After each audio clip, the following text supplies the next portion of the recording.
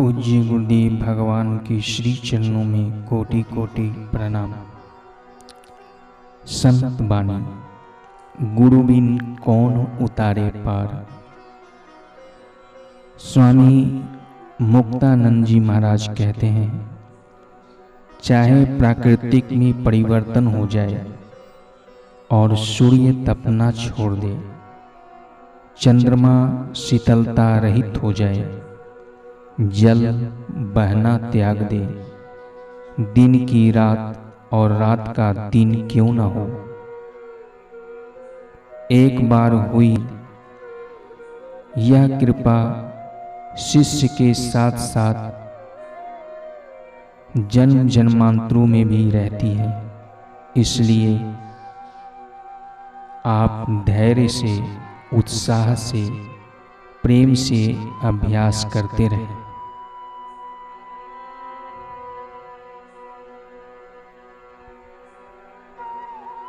समर्थ जी महाराज कहते हैं, जो शिष्य गुरु के वचनों में दृढ़ भाव रखता है, वह स्वयं देवाधिदेव सद्गुरु बन जाता है।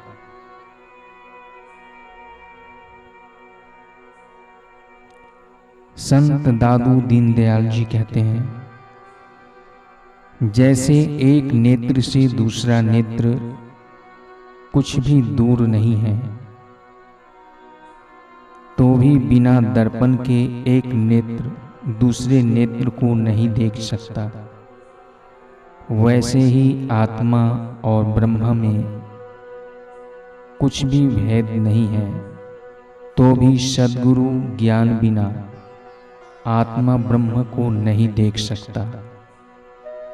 जब सद्गुरु अंतःकरण रूप हाथ में ज्ञान दर्पण देते हैं, तब आत्मा ब्रह्म का साक्षात्कार करके उसी में अभेद हो जाता है।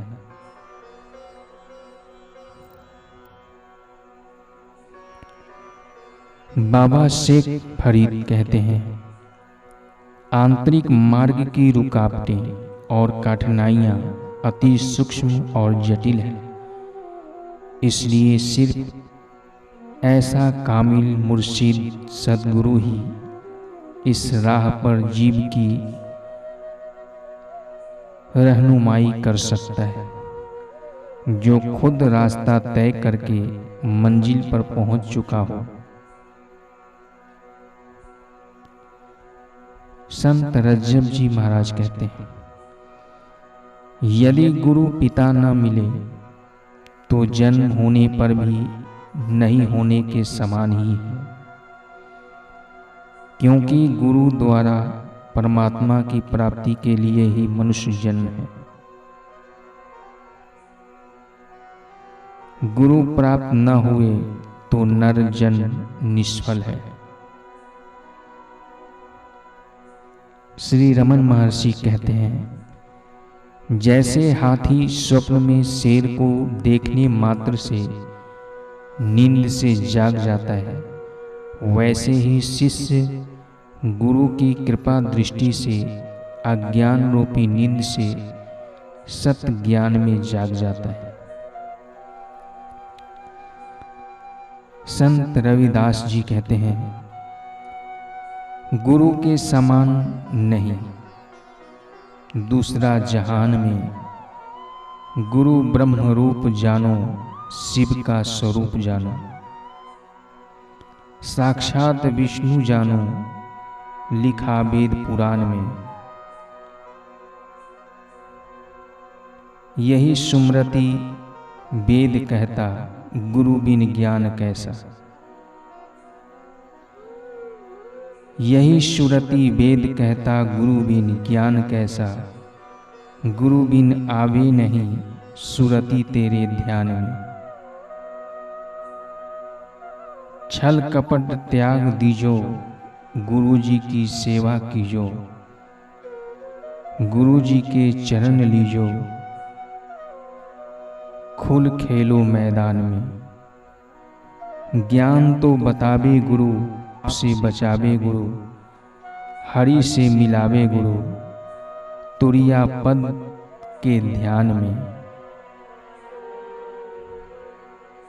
निज नाम हृदय रख लो, भव सिंधु से पार उतर लो। कहे रविदास पहुँच गए बैठकर विमान में।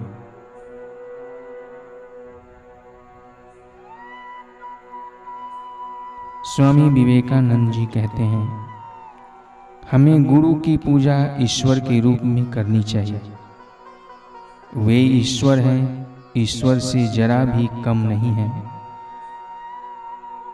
ज्यों-ज्यों आप उनको देखते जाते हैं, त्यों-त्यों धीरे-धीरे गुरु अदृश्य हो जाते हैं और ईश्वर ही बच जाते हैं। गुरु के चित्र के स्थान पर ईश्वर आ जाते हैं। ईश्वर ही हमारे पास आने के लिए गुरु का तेजोमय मोहरा पहनते हैं।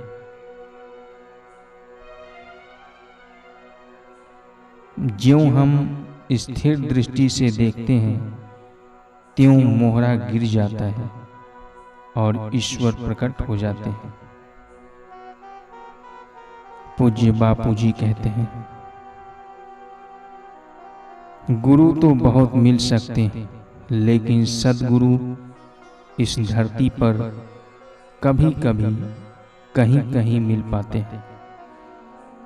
सद्गुरुओं की महिमा अनेक ऋषि मुनियों, संतों, महापुरुषों ने गाई है, गा रहे हैं और गाते ही रहेंगे। फिर भी उनकी महिमा का कोई अंत नहीं, कोई पार नहीं। ऐसे पवित्र महापुरुषों की अनुकंपा व उनके पुण्य प्रताप से ही पृथ्वी पावन होती रही है। जिसने एक बार भी सद्गुरु को पूर्ण संतुष्ट कर लिया, उसे फिर किसी को रिझाना बाकी नहीं रहता, कहीं जाना बाकी नहीं रहता। गुरु ऐसे तत्व में उसे जगा देते हैं।